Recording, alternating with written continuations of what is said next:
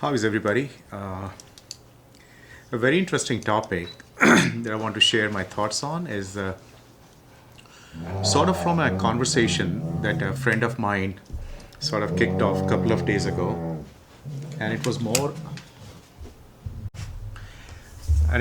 around a very interesting subject. He's of course a U.S. Air Force serving officer. I won't share the name or title just to kind of keep the discretion around the identity, but very close and dear friend of mine. And he, of course, has a lot of respect for soldiers everywhere across the world, just like I. I have friends, family who have been in, who are wearing uniform, who have wore uniform, have done the supreme sacrifice, of their life towards the service of their country, and all the way up to grandfather who fought in the freedom movement and everything else. So the way I look at the the serving officers of armed forces, be it in India or US, is from a very personal level. And same is with this friend of mine. So a topic that was, these are my dogs having a conversation of their own. A topic that you know uh, uh, we were discussing and talking about is how societies take care of their soldiers or veterans after they have done serving. Now, each society, the way it treats their people and services, reflect a certain value system about their culture, about their society, and then of course about their political system and their economic system and influence as well. And now, from a distance, what I have seen in the West and US, a tremendous amount of influence on the relationship between general public and source and soldiers and armed forces come from their historical and cultural background. There's a little bit of nuances about the political system that they have. So in Britain, if you may call, it's largely socialist but gravitating towards capitalism since Thatcher. US primarily capitalism. And so the soldiering and the armed forces, their relationship with their political order is, a very, very closely aligned thing that reflects how the societies are going to take care of their people who are wearing uniform or who have hung the uniform and have served. In China, if you look at it, they are going to have a very different relationship with their forces and services, primarily because of one party system, and the soldiers have allegiance to the party rather than to the nation, or at least in the modern China. In India, it's a very different subject, and the relationship is very different between the soldiers and the society and community.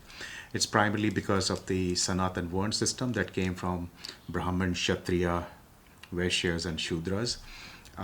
Not etched in the stone, but anybody who serves in the forces is considered a Kshatriya class and the ruling class and the ruling elite.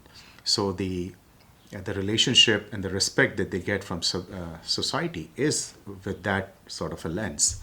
While in the West, and let me talk primarily from the U.S. perspective, it's considered as service towards the nation, and the nation being a capitalist society, then they expect the capitalist political order to take care of the soldiers who give their supreme sacrifice or put their life in their harm's way. What post servicing, let's say when anybody becomes a veteran, either a young soldier who has a physical injury or mental injury or emotional injury while serving in their duty, how are they to be treated and taken care of by the society is going to vary on their political order and social and the cultural order. So one pattern is not going to work or sort of apply on the other. If I may use the, sort of an example of India, where I have family members who are serving in the services, who have served in the services. Anybody who goes to the forces is considered, sort of one of the most respectable professions that anybody can join. And if you were from the Kshatriya class or that tribes of or the cultural tribes of India, you were expected to serve in the forces because it was considered your duty, and your duty was to protect the land and the people, and sort of, you know, be the guardian of the the territory of their nation, which is Bharat. And that's again going on for thousands of years. So it's kind of embedded in people's psyche and becomes a social moral code, if I may use the word, of how they treat a person when they see somebody in the uniform. And even after they retire, the respect for them. I remember, folks in my village who, after their retirement, if they were colonels, they were always referred to as Colonel Saab. Nobody would know them by their first name. And if there were two people with Colonel, then they would say Surinder Colonel Saab, or, you know, Ram Singh Colonel Saab, or some of the people were known by their regiment. So there was a Jat, 4 Jat ke Colonel Saab, ya, 12 Maratha ke Colonel Saab. And that thing tells you how society and the community looks at them, and the kind of respect that they command, and not just for the duration that they serve, but for their entire life. And one thing that you notice, and it happens to everybody, that no matter which profession you come from, the profession becomes part of you. You become part of the profession. You almost imbibe the value system of the profession, and it stays with you till you die. Your way of thinking, your way of interacting with society, and your way of sort of dealing with your own kith and kin and everybody, you always go with that sort of a value system. And they would, even after they have come out of the uniform and they are trying to live a normal civilian life, but their attitude and sort of interaction with the society stays with that little bit of a uniformed soldier. And if there are skirmishes or arguments, people would look up to them to kind of resolve the issue or protect the right side of the argument, and they start to command a certain respect, and there is a certain expectation the society puts on them for the rest of their life. So the way society takes care of them, especially in the Indian subcontinent, is, and I'm not dealing with financial issues as so much, because that's, to me, is not the most important issue. The most important issue is, how do you give respect to a person who's willing to put his life, his existence in the line of fire to protect his kith and kin. You can't put a price on it. You can't put a financial number on it. And the only way to compensate it through respect, through love, and through dignity, that you show these people for the rest of their life, whether they have gotten injured or haven't gotten injured, whether some of them have given their life or some of them haven't given their life. And in Indian parlance, I can call it, and I see it, and I know it, that not just the soldier who gets the respect, but his entire, clan starts to be looked up with that sort of reverence almost. Especially the wife and kids and parents and siblings, they start to carry a halo of their family member who's in the services, and it's a matter of respect for the uniform and what they represent in terms of. Now, another thing you notice in various cultures, some cultures are very vocal, some cultures are very sort of verbalize their emotions, some cultures don't, but they'll show it through actions. And I'm talking about Asia, that people have a glint in their eye when they look at somebody in the uniform, or the respect that they show. They might not say, "Sir, thank you for the services, thank you for serving the nation," but they'll show their respect in sort of other ways. They'll show their reverence and admiration in a lot of small gestures and signals. And they are gestures and signals of sort of thanking them, or admiring them, or appreciating them, or just that they have so much of admiration for their work and ethic and what they are doing, that they can't find the words, so they'll show it in a lot of other ways. And for all of us who have that little bit of Indian heritage, or have lived in India, or who have family members in India, they know exactly what I'm talking about. Uh, but once you come to the West, in US, you'll start to see that people will go up to the soldiers and shake their hands and say, "Thank you for your services, thank you for serving the nation, keeping the nation safe," and all those things. Uh, but outside of that, what happens, how society takes care of them, is also very different. Now, in India, at least what I have seen, and I know, and I have seen it all around, is people are very community based, are very People know which village a certain person comes from, and for hundreds and thousands of years or generation, that village is their identity. Which land they belong to, which tribe they belong to, that is their identity. In the US, because it's a land of immigrants, everybody has come from different places, you don't sort of tag your identity to a particular community or a city or a state or a village, but you basically are a US citizen, so you belong to the whole nation. There is a positive and there is a negative to it. The negative to it is that people will come, shake your hand, give you respect, and you can see that they mean it, it's genuine. But then, to larger extent, how the nation treats the soldiers is left to the government.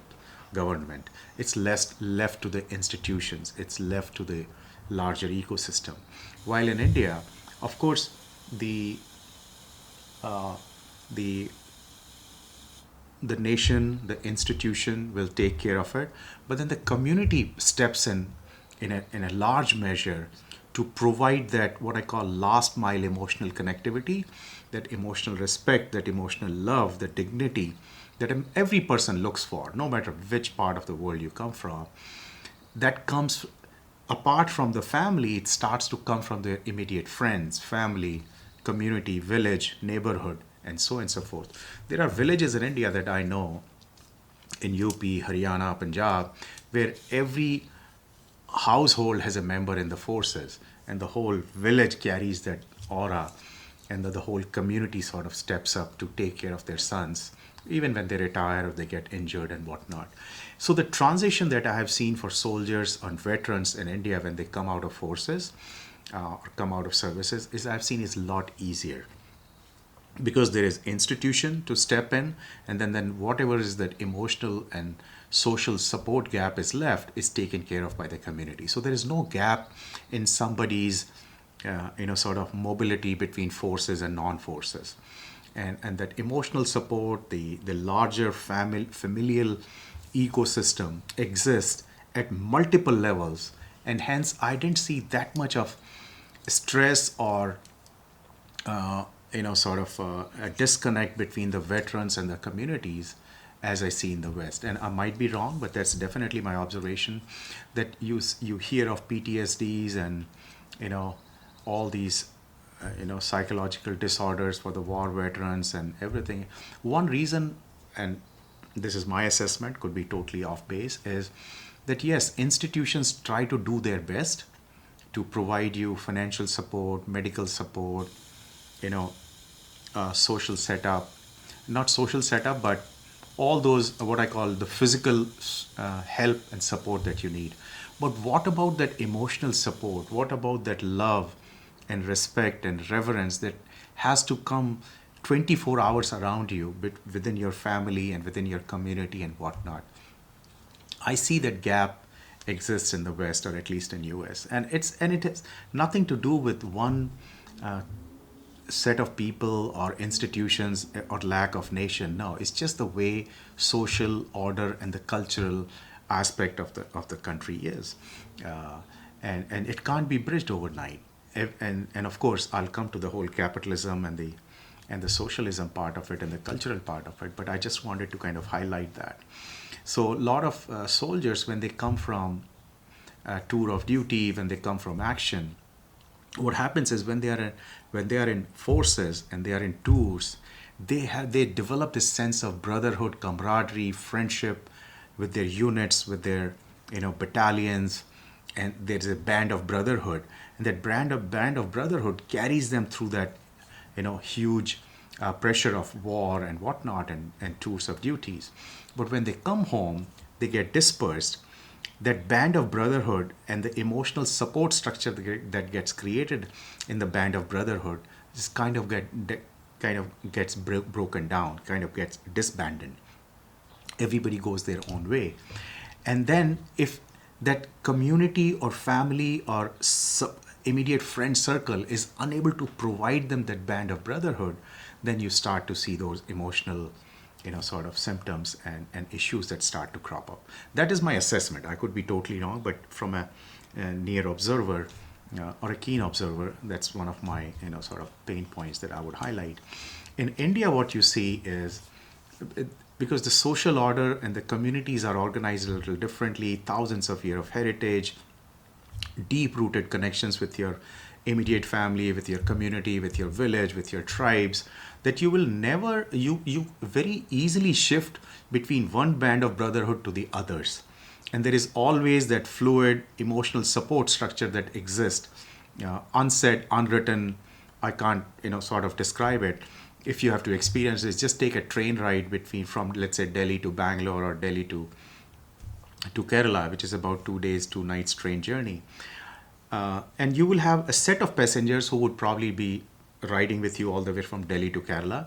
There will be passengers who will get on and get off after about 6 hours, 8 hours, 10 hours.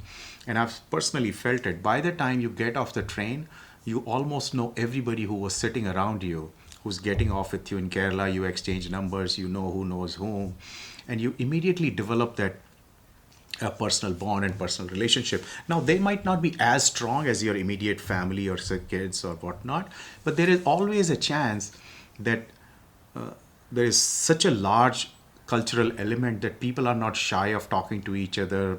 There is no sense of privacy to a certain extent. Everybody knows everything about whatnot. So that openness of interaction, the openness of society in terms of interacting with each other, and that openness to not leave anything to that's your private affair, you can't talk about, everybody talks about everything, that helps for soldiers and community and people in uniform to have that band of brotherhood, band of or a sort of a tribal interconnect, or what I call social emotional support structure, always exists at certain level all the time, everywhere.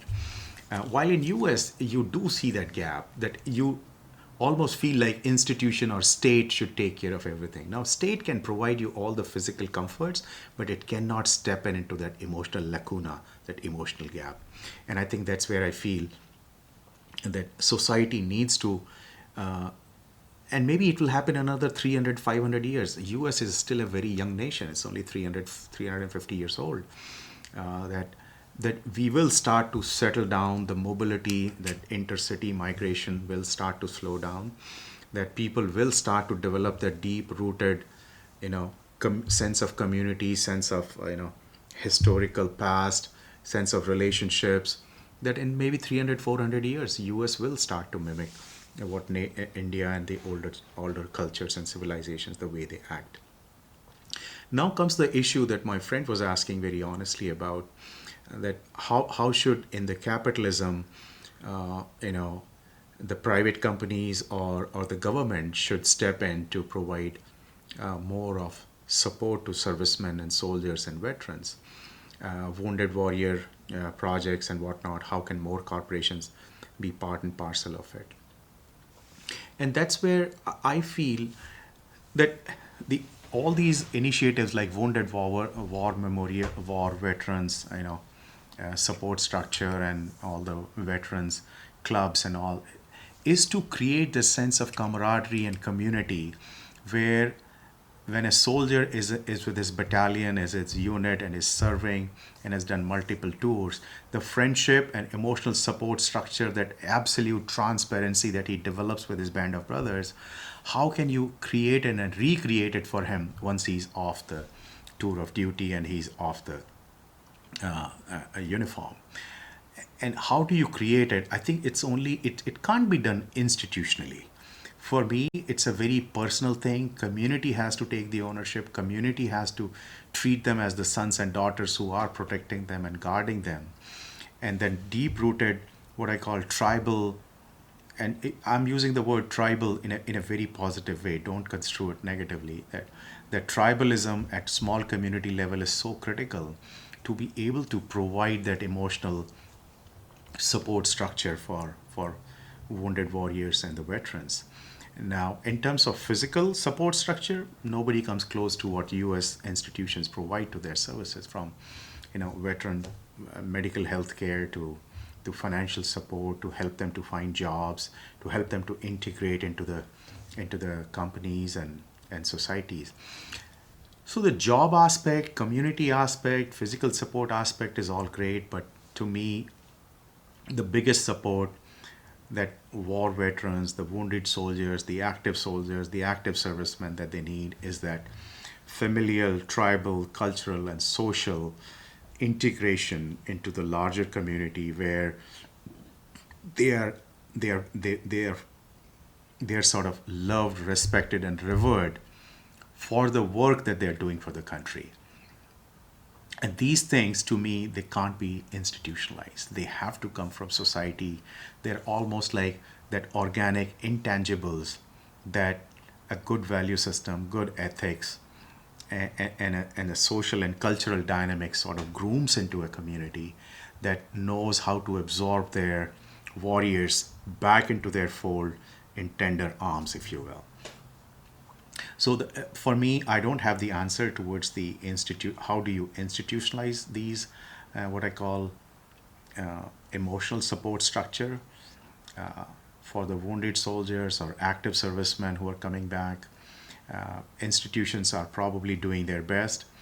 One larger sense that I do feel in capitalism is very important that has to be incubated in our society is a lot of people who don't have their own friends and family in services, they really don't understand what it means to be in services. And I think that educational part has to be sort of be given to or exposed to the larger community and society in America.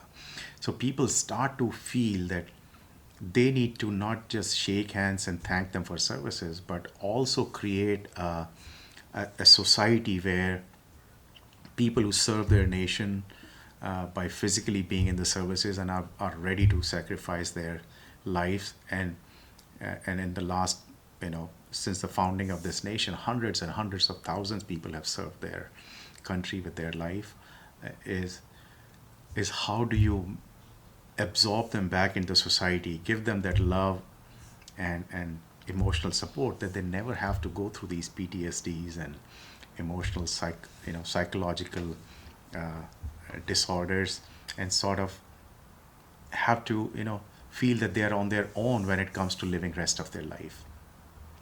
Now, I think with one of the richest countries that has ever existed on this planet, United States of America, 20 21 billion dollar, $1 trillion GDP, and a tremendous amount of resources and wealth.